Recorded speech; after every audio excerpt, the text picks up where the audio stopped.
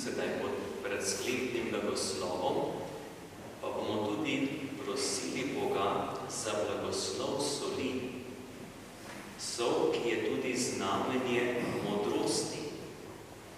Tudi v Svetem pismu je sol kot zunanje znamenje modrosti, ki prihaja od Boga. In sveti Štefan je bil poln modrosti, kateremu se človeška pamet ni mogla upirati, ker je Bog v svoji razumnosti in modrosti močnejši. Tako smo tudi kasneje, veste, ljudje povedali, da, če rečemo izraz, ko nekdo je nespameten, pa mu rečemo vejce solit.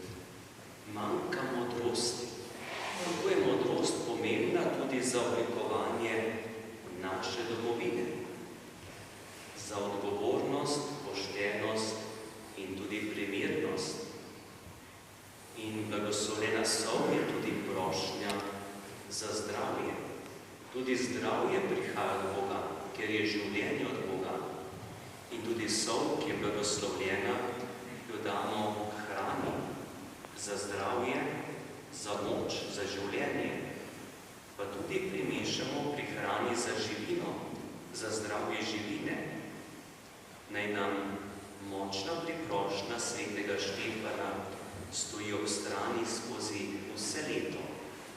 Zato prosimo tudi za Božji blagoslov. Molimo. Gospod Bog, vse si ustvaril in vse ohranjaš. V tvoji roki sta življenje in smrt vseh živih bitij.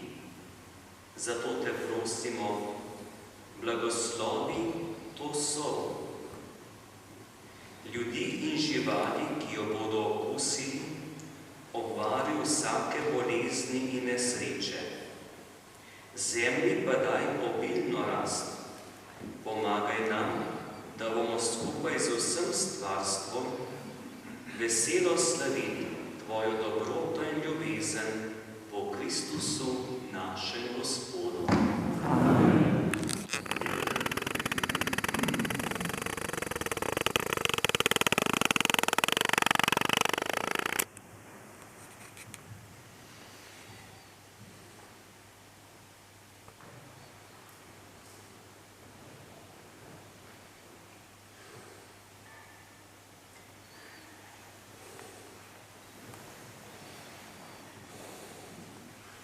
Iskrena hvala tudi vsem, ki ste tako lepo pripravili sol v teh ličnih posodicah, tudi z napisom Vi ste sol zemlje, da bi tudi mi bili sol zemlje, tako Bog želi, ker nas tako imenuje.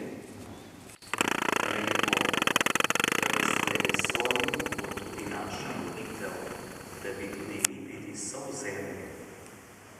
Nekateri tudi sol potresajo po vrtovih, po njivah, po travnikih kot prošnjo za blagoslov pri našem delu, da bi obrodilo polje dobre sadove.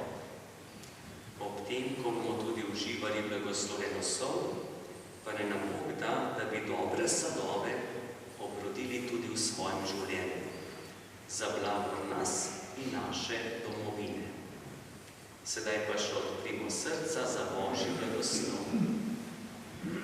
Gospod z vami.